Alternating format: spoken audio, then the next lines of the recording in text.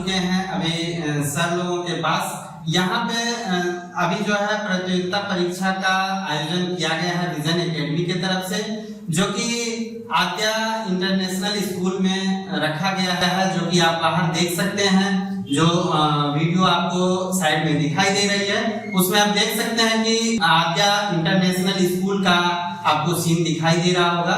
और यहाँ पे बच्चे अपना प्रतियोगिता परीक्षा दे रहे हैं, जो कि बहुत सारे गांव से बच्चे आए हुए हैं। वो किस तरह का एग्जाम दे रहे हैं वो सारी जानकारी हम सर लोगों से लेंगे, और क्यों ये एग्जाम ले रहे हैं सर उसकी भी जानकारी लेंगे। सारी जानकारी हम सर से लेकर के आप लोगों को पहुंचाते हैं। सर नमस्कार। सर ये जो प्रतियोगिता परीक्षा आप लोगों ने आयोजन किया है, तो ये किस तरह का एग्जाम है, इसका उद्देश्य क्या है इस प्रतियोगिता परीक्षा का? जी मैं बता दूं, जहाँ जो अभी आप देख रहे हैं इतने सारी संख्या में बच्चे उपस्थित हुए हैं और परीक्षा जैसा माहौल बना हुआ है, हम लोग विजन एकेडमी जो कि बेरी चौक में हमारा एक शिक्षण संस्थान है, एजुकेशन इंस्टीट्यूट है, वहीं से इस प्रतियोगिता परीक्षा का आयोजन किया गया है। और यहाँ पे इस सुदूर देहात क्षेत्र में कह सकते हैं कि ग्रामीण एरिया में पहली बार ऐसा हो रहा है कि इस तरह की मेधावी प्रतियोगिता परीक्षा का आयोजन किया जा रहा है। हमारा लक्ष्य है कि जो बच्चे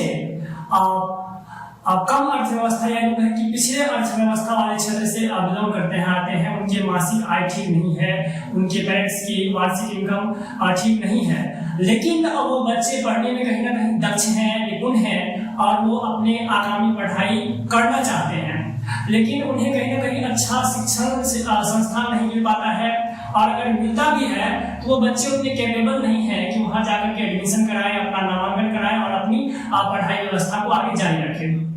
उन्हीं बच्चों को मद्देनजर रखते हुए मैं और मेरे साथी शिक्षकगण एक निर्देश जारी, एक मतलब समूह के तहत हमने विचार जारी किया कि क्यों ना एक बच्चों के लिए कुछ अच्छा किया जाए, कुछ इस एरिया के लिए भला किया जाए।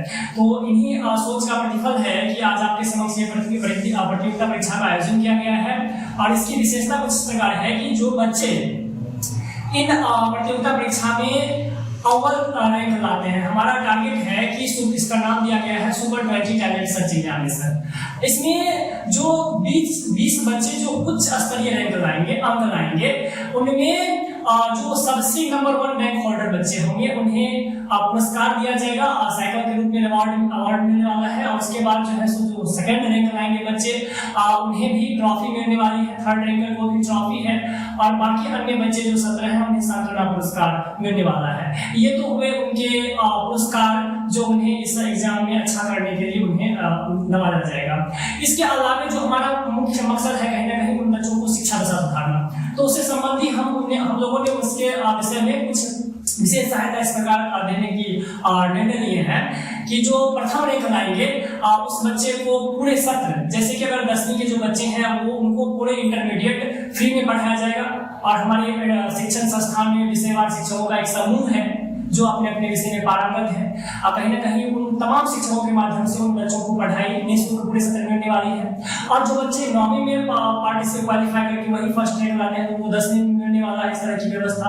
जो सेकंड रैंकर बच्चे हैं उन्हें भी मुफ्त में पूरे सत्र पढ़ाई जाएगी, और तृतीय रैंक जो बच्चे लाएंगे उन्हें 50% डिस्काउंट के साथ, आधी छूट के साथ पूरे सत्र पढ़ाई जाएगी। और बाकी जो 17 बच्चे हैं उन्हें 35% छूट के साथ, 35% डिस्काउंट के साथ पूरे सत्र पढ़ाई जाएगी। तो सर ने बताया, बहुत ही बढ़िया विचार इन्होंने लेकर के ये प्रतियोगिता परीक्षा का आयोजन इन लोगों किया है। तो सर का जो उद्देश्य है बहुत ही बेहतर है, और यहाँ कुशेश्वर स्थान आर्थिक रूप से शिक्षा के क्षेत्र में हर तरह से पिछड़ा हुआ क्षेत्र है। तो इस तरह से सर ने जो काम किया है बहुत ही सराहनीय काम है, और इनकी जो टीम है वो बहुत बेहतर तरीके से इसके पीछे काम कर रही है। सर हम ये जानना चाहेंगे कि आप लोग जो ये एग्जाम जो प्रतियोगिता परीक्षा का जो आयोजन किया है, इसमें किस किस क्लास का आप बच्चे ले रहे हैं, जैसे 9th के, 10th के, या मान लीजिए इंटर का कोई बच्चा, इस तरह का कौन सा क्लास का ले रहे हैं? जी देखिए, इसमें जो उपस्थित हुए हैं बच्चा जो परीक्षार्थी रूप में से प्रतियोगिता परीक्षा में वो यहाँ पे क्वालिफाई करने के लिए जो उपस्थित हुए हैं आपके समक्ष, वो बेसिकली 9th और 10th के हैं। दोनों क्लास के बच्चों के अलग अलग प्रश्न पत्र हैं, और इसमें जो बच्चे क्वालिफाई करते हैं उन्हें आगामी सत्र के लिए उच्च स्तरीय शिक्षा के लिए, मैंने ये जो इससे पहले बहुत सारे ऑफर्स बताए हैं वो सब नहीं है इसमें। तो सर ये भी बताया है कि जो बच्चे आर्थिक रूप से कमजोर हैं उनको जो है पूरी सत्र, जो आगामी जो अगला सत्र होगा इनका, उसमें फ्री में बैठाया जाएगा। जो फर्स्ट रैंक लाएंगे, जो बढ़िया रैंक लाएंगे, और जो तृतीय रैंक लाते हैं उसमें भी ये उसमें कुछ आपको डिस्काउंट बच्चों को देंगे, जो फी इनकी है उसमें छूट देंगे।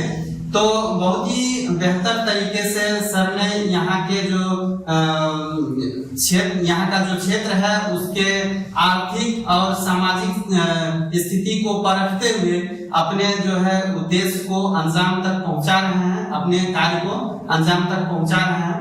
तो सर हम ये जानना चाहेंगे कि ये जो ग्रामीण क्षेत्र है सर, सभी लोग लड़कों के शिक्षा पे ज्यादा ध्यान देते हैं, तो लड़कियों पे बहुत ही कम ध्यान दिया जाता है। कि हम लोगों के यहाँ ज्यादातर लोग सोचते हैं कि लड़कियां जो होती हैं वो घर में चौका या बर्तन करने के लिए या घर में खाना बनाने के लिए सिर्फ होती हैं। तो इसके बारे में, लड़कियों के बारे में आप क्या, आपकी संस्था कुछ कर रही है? जी बिल्कुल, हम कहना चाहेंगे ये पक्ष बहुत ही समाज कल्याणपरक पक्ष आपने यहाँ पे डिस्कस किया है। मैं इसके विषय में बता दूं कि अभी हम लोग मॉडर्न होने का एक दिखावा करते हैं। असल मायने में मॉडर्न का कोई डिफिनेशन अगर दी जाए तो मॉडर्न होना सिर्फ अपने पहनावा और ढावा को विकसित कर लेना, ये मॉडर्नता नहीं होनी चाहिए। मॉडर्न होने का अभिप्राय कहीं ना कहीं हमारी सोच को एक सही दिशा, नया आयाम देना है, कहीं सही दिशा में उन्हें अवलोकित करना है। अगर हम मॉडर्न होते हैं, आधुनिक होते हैं, तो कहीं ना कहीं हमारी प्राचीन कालीन जो पद्धतियां हैं उसको सुधार करके नई सकारात्मक पद्धति को, और जो नई दिशा निर्देश है हमारे समाज का जिस तरह से विकास हो सके, अगर इस तरह की सोच का हम लोग परिवर्तन करते हैं, विकसित करते हैं, तो वो आधुनिकता, सच्ची आधुनिकता है। लेकिन यहाँ पे क्या है कि जिस तरह से प्राचीन काल में हमारा समाज अब तक पितृसत्तात्मक समाज रहा है और पुरुष सत्तात्मक समाज रहा है, वही स्थिति अभी भी है। अभी भी नारी शिक्षा के प्रति बल नहीं दिया जा रहा है। उन्हें चार दीवारी के अंदर संकुचित करके, बंद करके उन्हें गृहिणी के रूप में दर्जा दी जाती है। बच्चों के भरण पोषण करवाए जाते हैं और पारिवारिक कार्यों में उसे संलग्नित करके उसके इच्छा को, उसकी रुचि को एक बार पूछा तक नहीं जाता है कि समाज में उसे किस तरह से जीने का शौक है, उसकी लालसा क्या है, क्या इच्छा है। बिना किसी तरह के इस तरह का प्रश्न किए हुए, उनकी राय, विचार और इच्छा जाने हुए हम अपनी इच्छा को उसके ऊपर थोपते हैं, जबरन थोपते हैं। ये हमारी समाज की सबसे बड़ी विडंबना है, और ये कह सकते हैं कि मतलब वो दुष्टता है हमारे पुरुषों द्वारा। कहने में तो थोड़ा सा अजीब लगता है। मैं बता दूं कि यहाँ पे जो उपस्थित हुई है छात्राएं, कहीं ना कहीं जब हम उन लोगों को प्रेरित किए कि आप लोग आए, मैंने बहुत डोर टू डोर विजिट किया, मैंने सारे सरकारी संस्थान में गए, सरकारी स्कूल की मैं बात करूं, वहां पे देखने गया तो ज्यादा बच्चियां नहीं थी, बच्चे थे पढ़ने के लिए। मैंने प्राइवेट ट्यूशन इंस्टीट्यूशंस में गया तो वहां भी वही दशा देखा, और मैंने प्रेरित किया उन लोगों को कि आप इस एग्जाम में पार्टिसिपेट हो गए।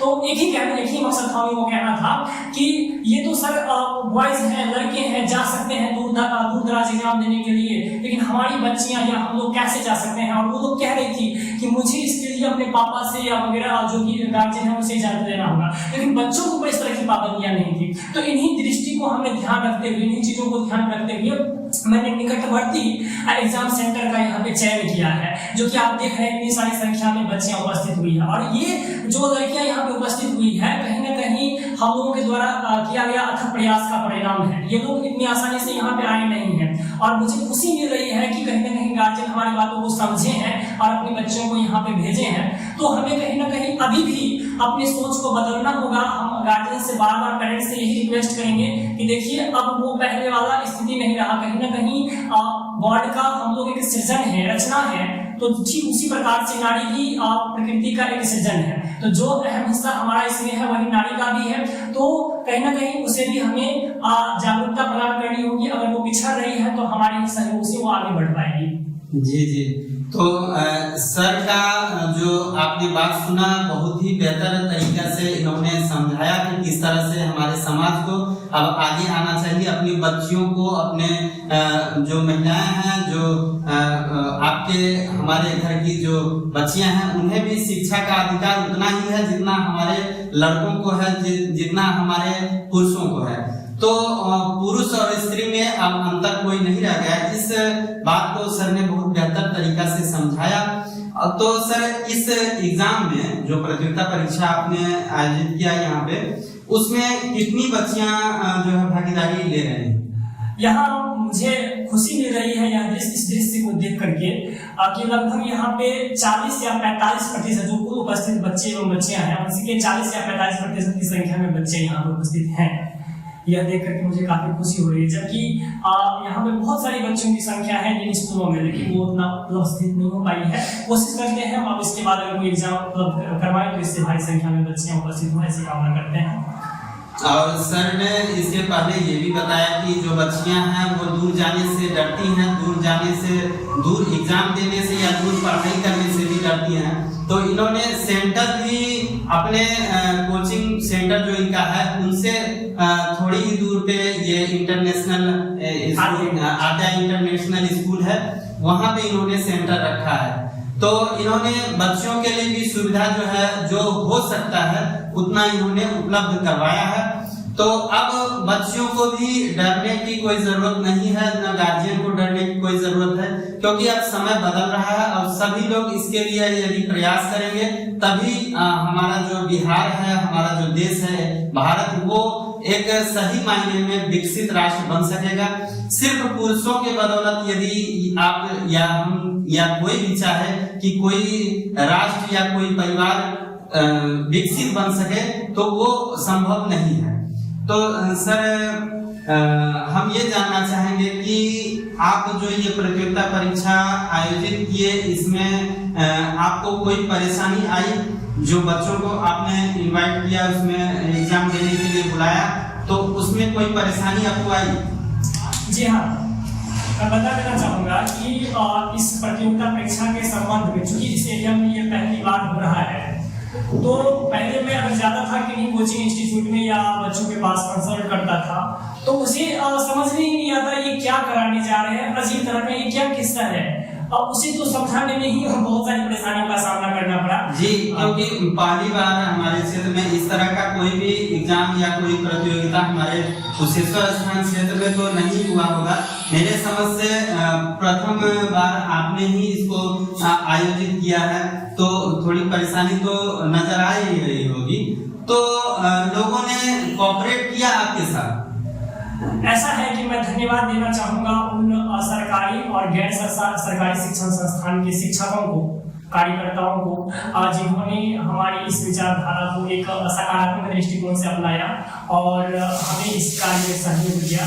हालांकि कुछ लोग इसमें सहयोग देने से नकारने लगे, उन्हें विभिन्न प्रकार की भ्रांतियां होने लगी कि पता नहीं लोगों का क्या एजेंडा है, कुछ इंटरनल राजनीतिक दृष्टिकोण से लोग समझने लगे। लेकिन फिर भी हम धन्यवाद देना चाहेंगे कि सभी लोगों ने कहीं ना कहीं सकारात्मक का प्रतिफल यहाँ पर आप देख रहे हैं, बहुत बच्चे उपस्थित हैं।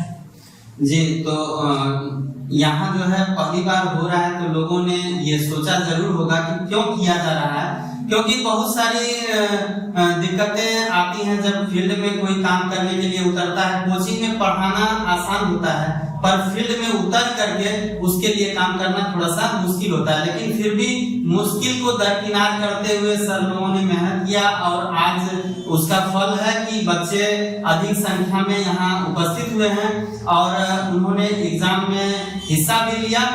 तो सर, हम आपसे जानना चाहेंगे कि आप थोड़ा सा अपना परिचय बताएंगे। जी सर, मेरा नाम हो गया आनंद कुमार झा और ये संस्थान हम तीनों आदमी मिल करके चलाते हैं, क्योंकि एक मिल करके चलाएंगे तभी कुछ हो सकता है। क्योंकि हर एक जगह मैं देखता हूँ कहीं ना कहीं इंस्टीट्यूट में, कोचिंग सब में कि सिंगल टीचर होते हैं और हम लोगों का एक अलग सोच था क्योंकि चाहते तो हम अकेले भी चला सकते थे, सर अकेले भी कहीं चला सकते थे, लेकिन हम लोग ने एक विचार किया कि अपने कुशेश्वर संस्थान में एक ऐसा संस्थान बनाया जाए यहाँ पर जहाँ पर सभी टीचर का एक टीम हो और सही शिक्षा व्यवस्था हो, जिसके कारण से हम लोग ये इतना बड़ा एग्जाम का आयोजन किया।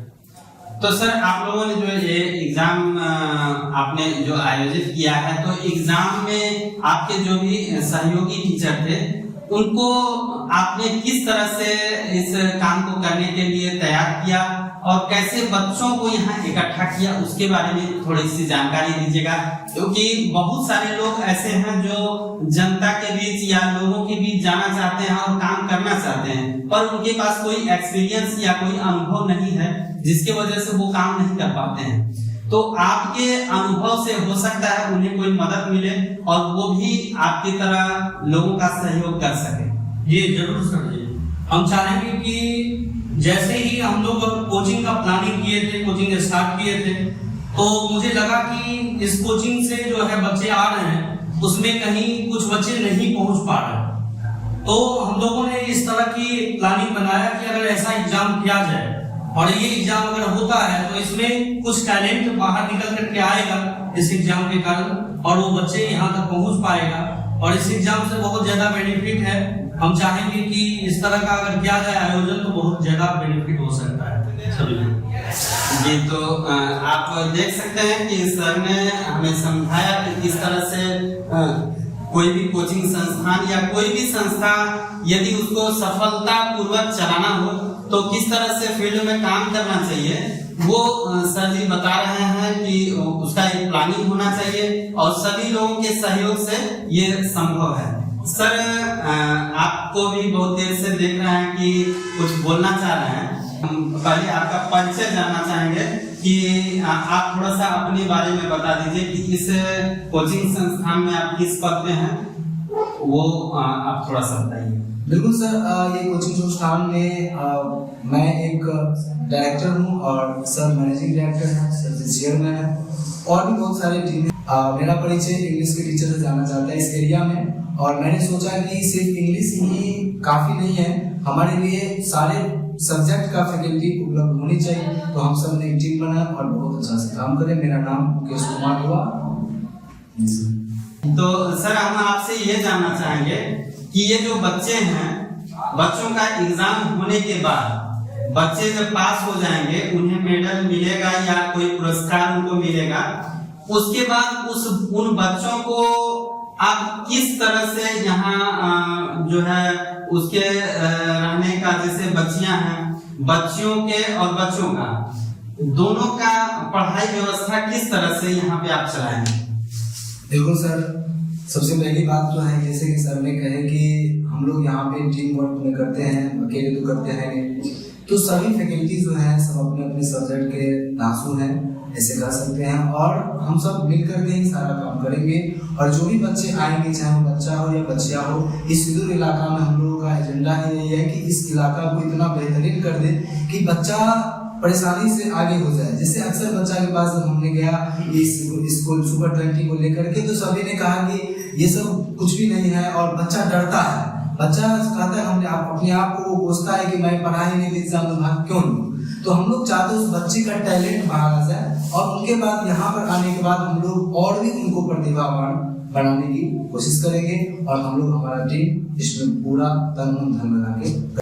तो आप इस कोचिंग के बारे में बहुत कुछ जान गए होंगे और हम लोग चाहेंगे कि ज्यादा से ज्यादा जानकारी आप लोगों के बीच जाए और आप सर लोगों का जो अनुभव है उससे आप भी जो है लाभ प्राप्त करें और अपने बच्चों को एक बेहतर तरीका से पढ़ाने के लिए, उन्हें शिक्षित करने के लिए बेहतर टीचर की जरूरत होती है और बेहतर टीचर एक बेहतर संस्थान में ही उपलब्ध हो सकता है।